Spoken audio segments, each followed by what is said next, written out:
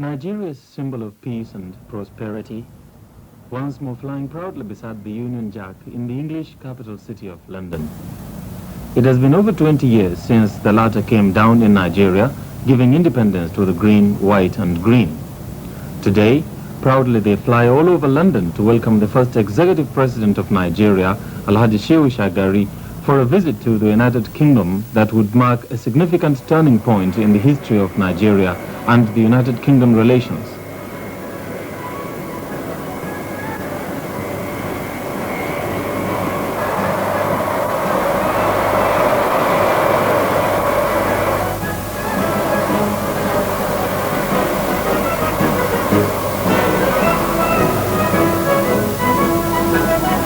Smiling and confident, the Nigerian President SHEHU Shagari arrived in the United Kingdom at the start of a 4-day state visit.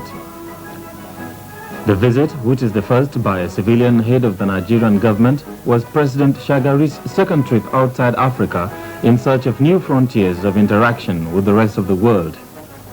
With the President was a powerful delegation consisting of his ministers, top legislators, businessmen, political and economic advisors.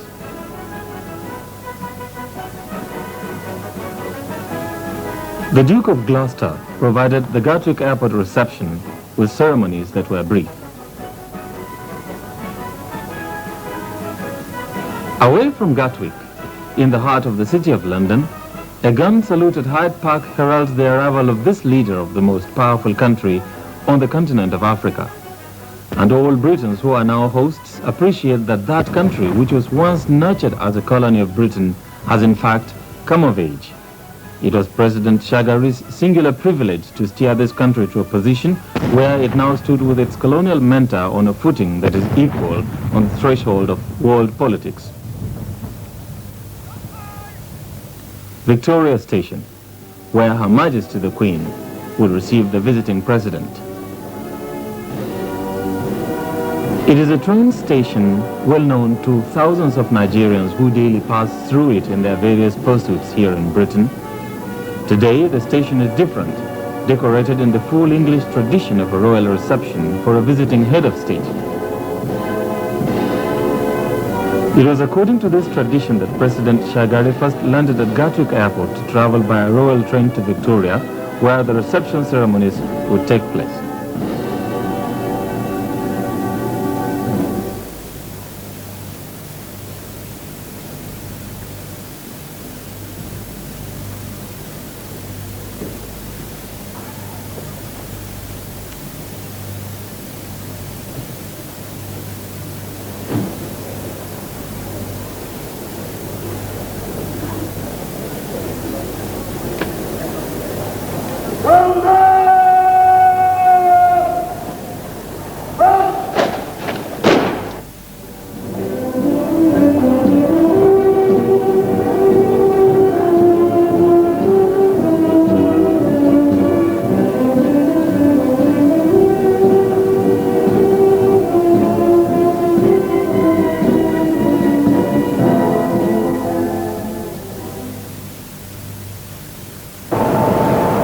The President's royal train was at Victoria on the dot of the scheduled time of arrival for his reception by the Queen, an occasion of momentous significance.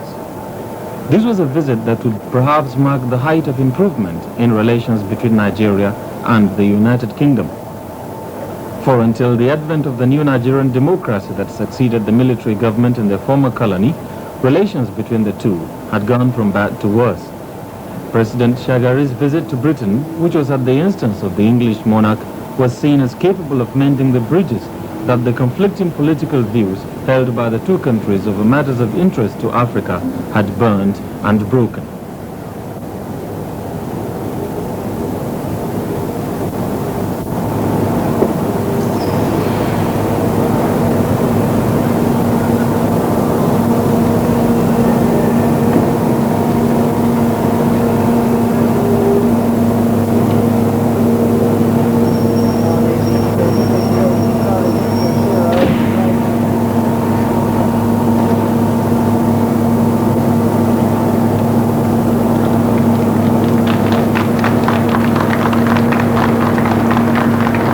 With the Queen to meet President Shagari and his suite was her husband, the Duke of Edinburgh, and her son, Prince Charles, with his wife-to-be, Lady Diana Spencer.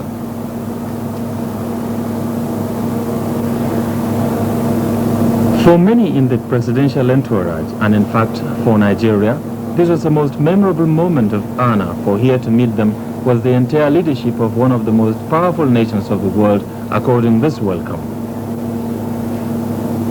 President Shagari is also introduced to the Baroness Phillips, Her Majesty's Lord Lieutenant in the Greater London Council, and also to his British counterpart, the Prime Minister, Mrs. Thatcher.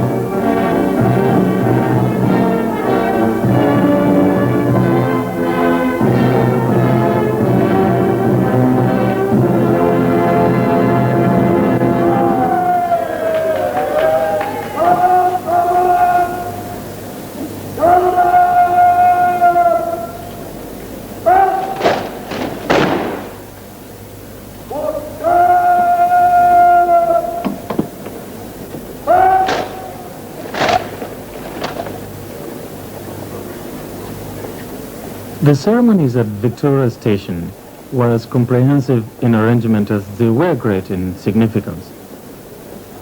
And as the Royal Guard of Honor remembers the colonial army tune Old Calabar, the eyes of the world are once more focused on Nigeria and what could be the outcome of this visit.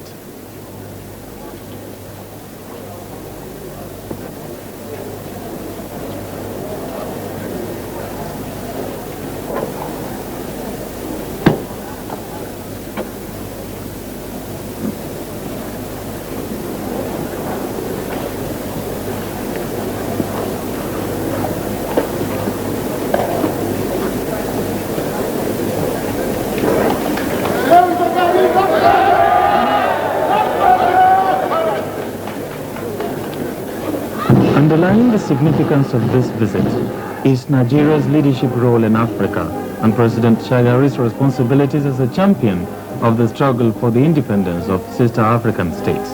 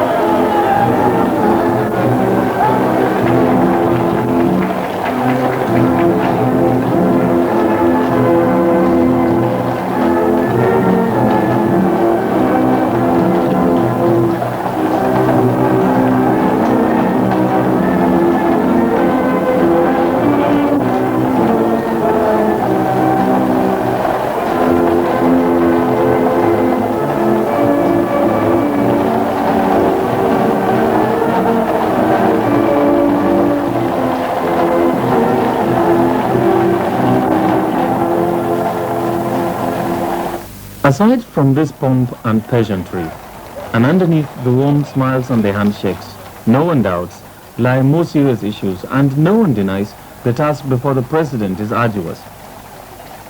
While a state visit should provide an occasion for an exchange of pleasantries, the Nigerian president is heavily laden by his country's, indeed Africa's, great sense of anger at neo-colonialism, exploitation of the weak nations, and apartheid. On most of these issues, Britain's stand has remained constantly negative in the eyes of third world nations. And so the question is, how would the president accept the honor of such a warm reception and yet register Africa's feelings on world issues? Feelings that would not be good music in the ears of Britain and all Western nations?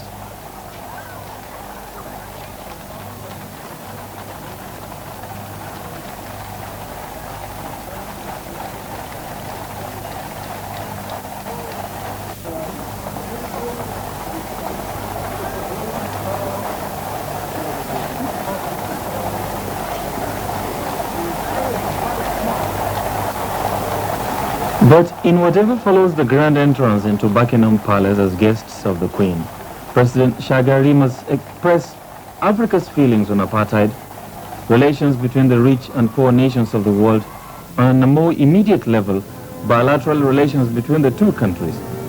It is felt in Nigeria that while relations between the two countries plummeted due to Britain's flirtations with apartheid, the country's interest in Nigeria had dwindled following the discovery of North Sea oil and newly developed commitments to the EEC.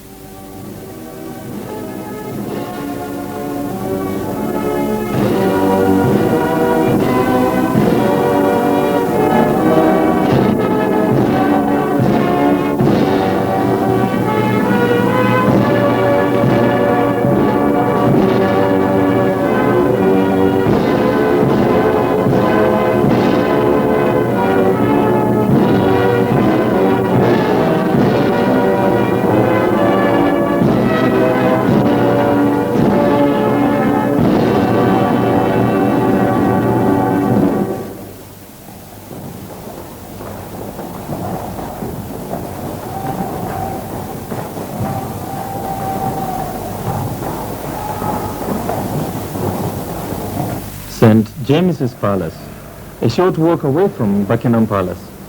It used to be the seat of the English crown, and in fact to this day foreign ambassadors to the United Kingdom are accredited to the court of St. James. Inside, in the throne room, is where heads of state on a visit to the United Kingdom receive addresses of welcome from the traditional key holders to the city, and for President Shagari there could have been no exception. Mr. President, we, the chairman and members of the Greater London Council... The chairman of the Greater London Council, on behalf of the 8 million people that live in the city, welcomed the president and wished Nigeria and its people a prosperous future.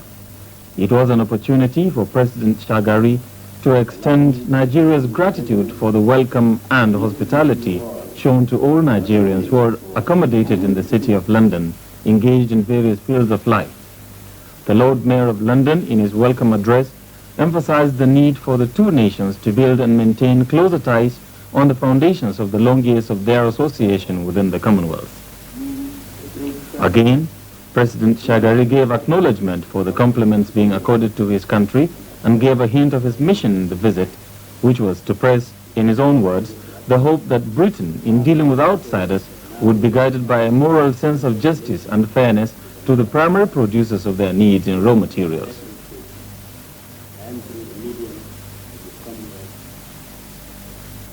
The remarks at St. James's from President Shagari did not give a hint of how he would state Africa's case to the British, who cleverly, from all indications, had insisted that the visit to Britain be seen as an exclusive state affair, an arrangement that would not allow for concrete dialogue on most issues. Many saw this as a successful effort by Britain to procrastinate on any decisions against apartheid in South Africa, the independence of Namibia, and fairer dealings with the third world countries. Such matters do not form the subject for state banquet speeches, and President Shagari would not have been expected to raise the issues at the royal dinner later that evening. But exchanges between the world leaders at the Buckingham Palace dinner were frank, yet cordial. Britain, the Queen was reminded, had a responsibility to the development of African states, and Her Majesty's address to President Shagari that night left no doubt that her country could still be brought back from the edge.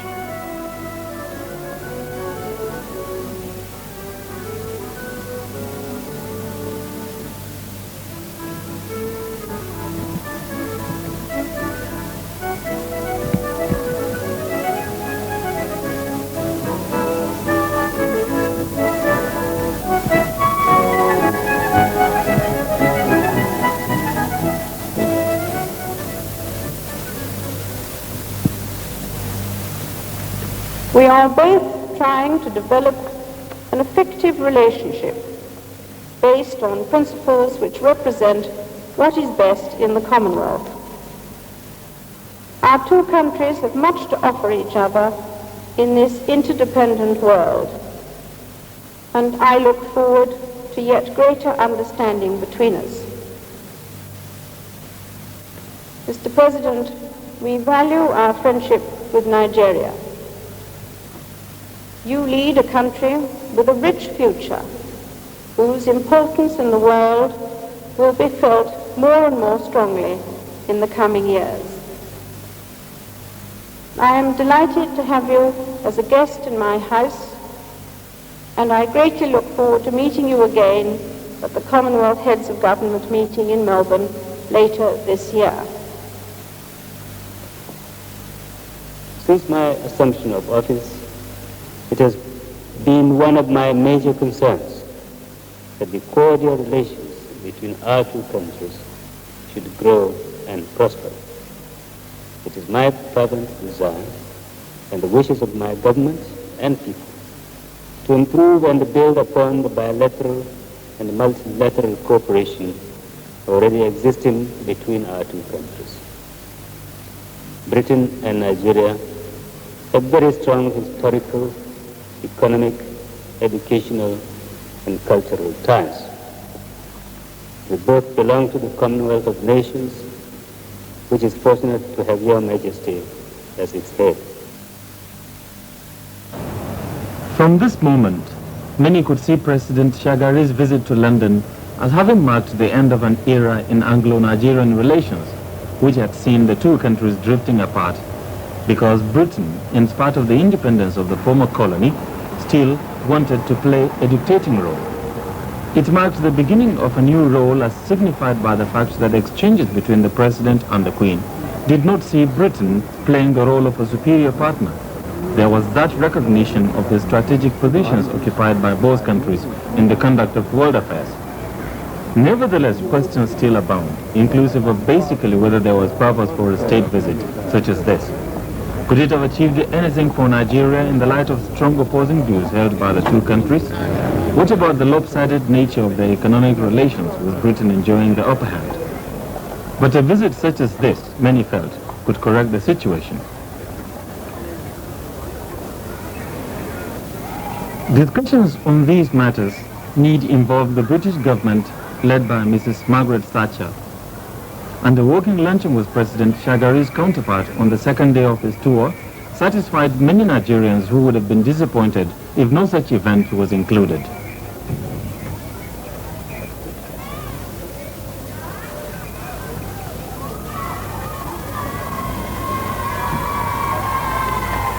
With President Shagari meeting with Mrs. Thatcher, it was felt that the long-awaited moment had come for the two countries to decide finally on progress.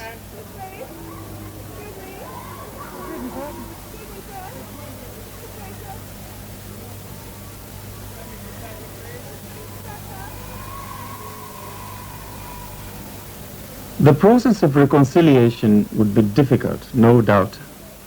But the spirit that brought about this visit would certainly provide a framework within which to work.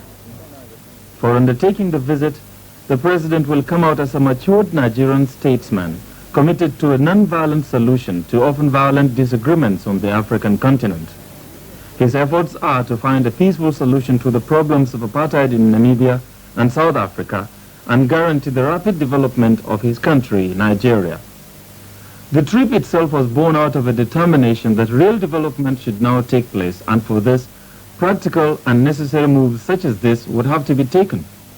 There would be no limit to the amount of expertise and machinery the Shagari administration would require from Britain if the goals of the country's industrial takeoff, self-sufficiency in food, and the well-being of the people are to be achieved.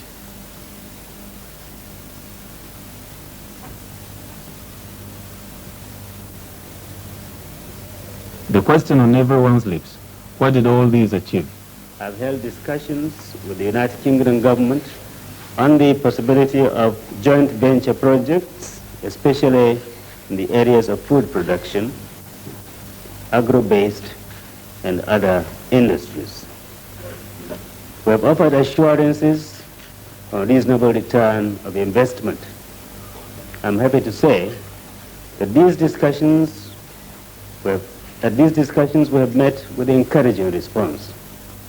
We have also discussed with the British government trade and bilateral issues, particularly the future of Nigerian students in the United Kingdom, following anxieties brought about by new educational policies recently introduced here. In these areas, too, we have received assurances of sympathetic consideration by the British authorities. Concern for the welfare of those students took the President and his delegation to Oxford University. The student population in Britain needed assurances of rapid remittance of their scholarship and allowances from the sponsoring state governments and an immediate cover of financial assistance for all private students. The government, it was pledged, would not be unmindful of its responsibilities in this area of development. In fact, education is an area that has attracted the greatest emphasis besides agriculture. For obvious reasons, the total allocation in the government's fourth National Development Plan is 2.2 billion naira, representing 5.5% of the projected total federal government capital investment during the plan period. Over half of this amount needs to be spent on higher education to cope with the level of demand for university places, which over the years had increased out of all proportion. There is a projected estimate of 103,000 students for enrollment into universities during the next 5 years. President Shagari's trip to the United Kingdom had been partly to deal with the situation brought about by new policies on education introduced by the British government under Mrs. Thatcher. Through this new policy, government subsidy for education has been withdrawn for immigrant students in Britain, except for those from countries within the EEC. This had doubled school fees in most cases, causing anxiety not only for Nigerian students, but for all that come from the third world nations.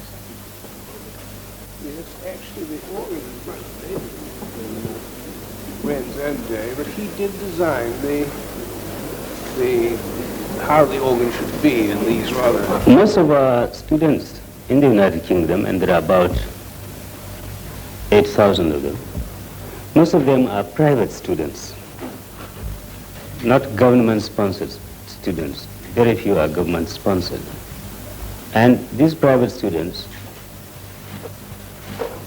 it is their parents who pay for their school fees. And some of them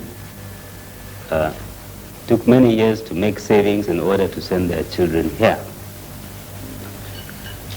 They will not be able to foot the bill on the new fees which are placed by the British government.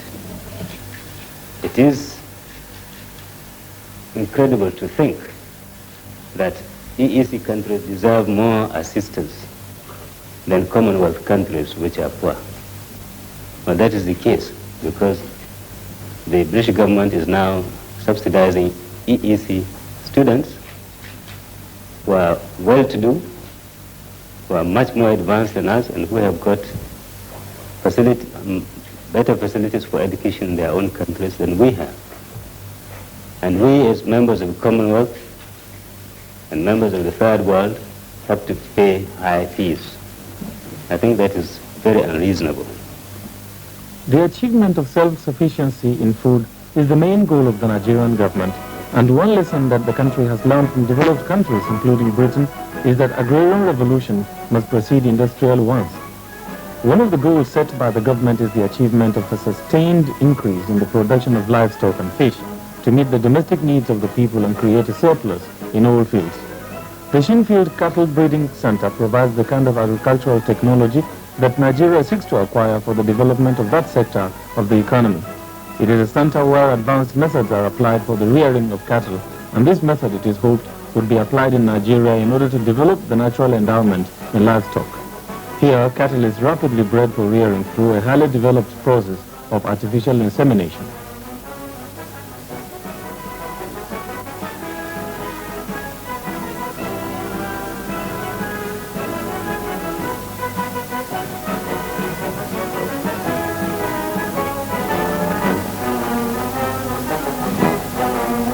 But Nigeria needs much more than importation of agricultural technology for the social transformation needed in the immediate future.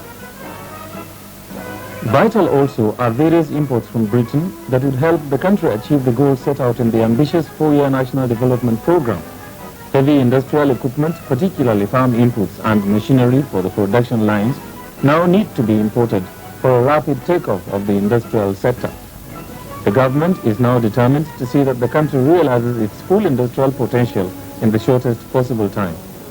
The balance of trade between Nigeria and Britain at present stands embarrassingly in favor of Britain by 1.5 billion naira. Part of President Shagari's mission in the United Kingdom is to seek a correction of this imbalance through a reversal of the trends.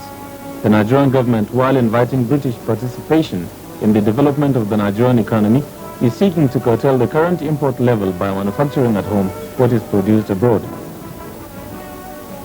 By the visit, a way has certainly been paved for the pursuance of joint ventures for the benefit of the two countries. Did the President conclude an agreement on the purchase of arms? The answer to this question from the President was a weak denial, but Britain's military technology, there is no doubt, has served Nigeria, and it is believed that negotiations have been on for the purchase of more sophisticated military hardware. President Shagari did bring to the United Kingdom a strong warning on the nuclear arms race in which the developed world persists in the investment of enormous sums of money for the development of deadly weapons that threaten mankind. He called on Western nations to stop the arms race and contribute to the worthier cause of keeping humanity alive.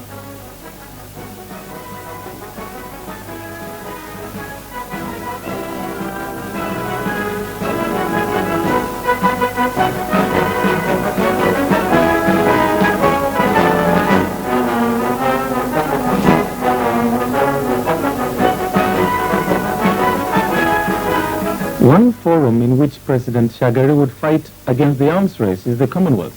Meeting its Secretary General, Mr. Sridhar Ramphal, President Shagari pledged that Nigeria saw the Commonwealth as a well-placed institution that can serve an effective role in calling mankind to order, especially in times of conflict.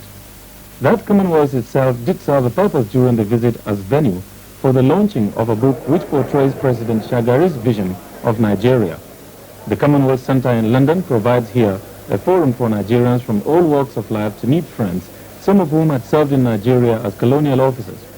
The distinguished presence of former British Prime Minister Sir Harold Wilson to launch the book was in itself a mark of honor and respect for not only the President, but for Nigeria as a country. Your Excellency, I have already earlier this morning had the pleasure of expressing on behalf of my fellow countrymen our great delight seeing you here in London.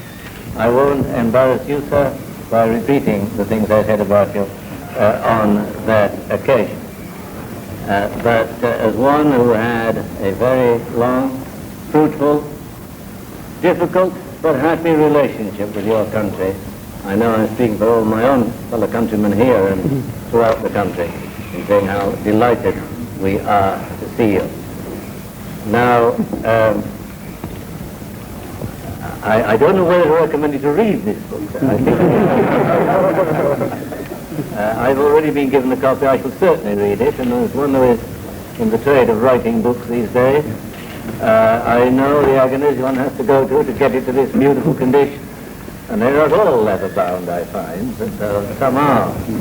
But this is a beautiful version, of your book, and on behalf of all those whose delight it is to entertain you, on their behalf, I have the honor to present it to you.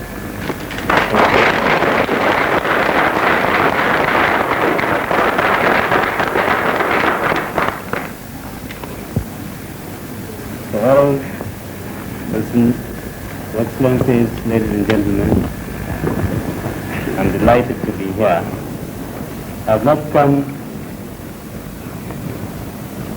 to witness the presentation of this book. I came for the book exhibition, and I believe there are many other books to see, which I will be delighted to see. But I must express my sincere thanks to Sir Harold, especially, for honoring us on this occasion, coming personally to present this book to me and to grace the occasion here. I think it goes to show how much Sir Harold regards Nigeria and Africa in particular. We know that in him we have a dedicated friend of Nigeria and of Africa. And we welcome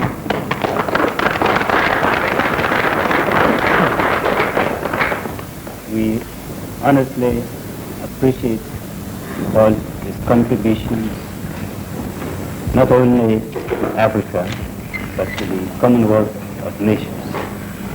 This great family of nations which are bound together by common language, because it is through that language that we read these books, which are so many here, which will help in no small way towards binding us together as a strong, united family, which is a force to be reckoned with in the world.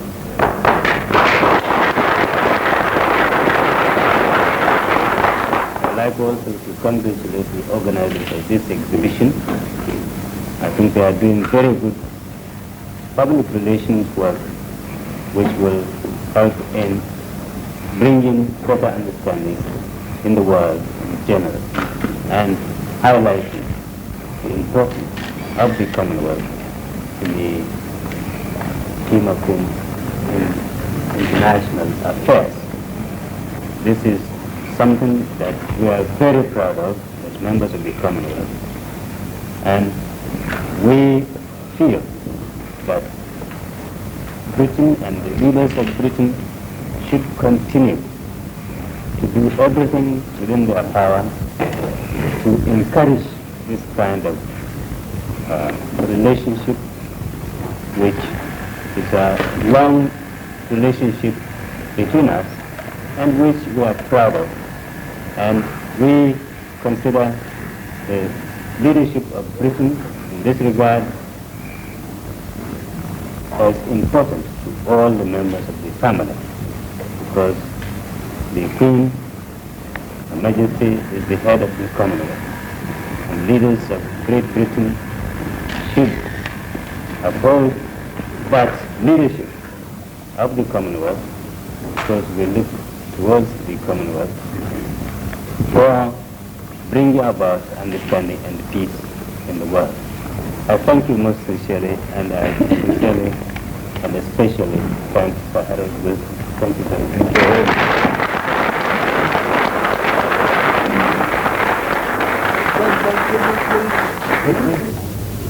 For many years to come, the impact of the state visit to Britain by President Shagari would continue to be felt and assessed.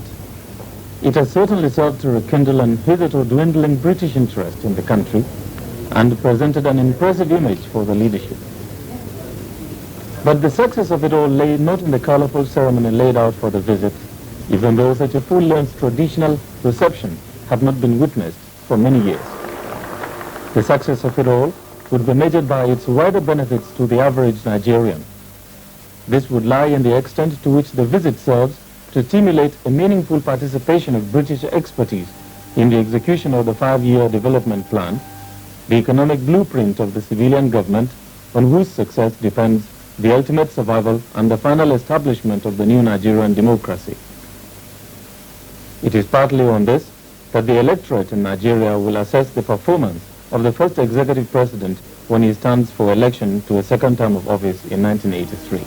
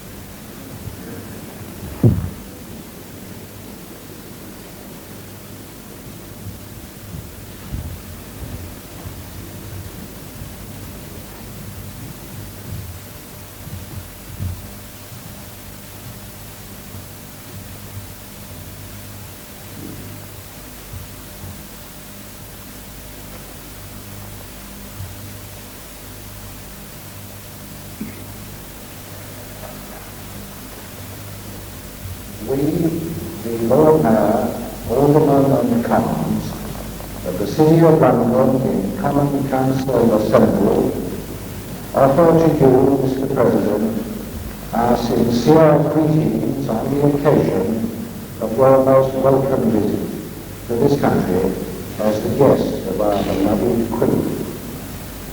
We extend our warm welcome to you as the head of an important member state of the Commonwealth, sharing our own desires to promote and expand in the cause of human progress the observance of democratic ideals.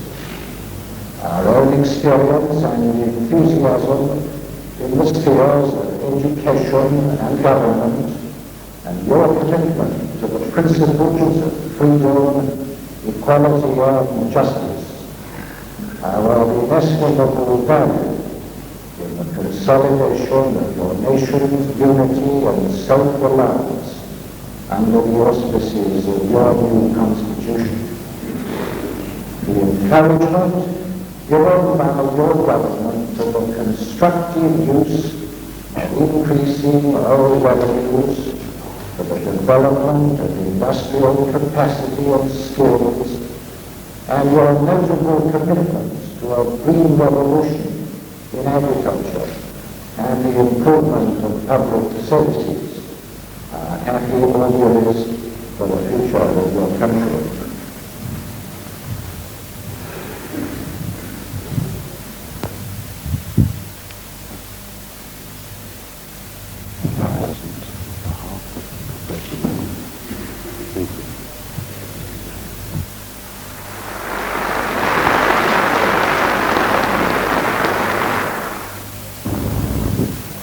Two months ago, I came into office as president and head of a popularly elected federal government. It heralded a bold and exciting attempt by Nigerians to build a united and peaceful society. After 13 years of military rule, Nigerians have devised a constitution for themselves, which demonstrates their determination and resolve to remain together as a single, sovereign Nigerian nation. I am particularly pleased to have undertaken this visit at the turning point of our nation's history. I shall return to Nigeria with unforgettable memories of this visit, which has strengthened the already fraternal relations existing between Nigeria and the United Kingdom.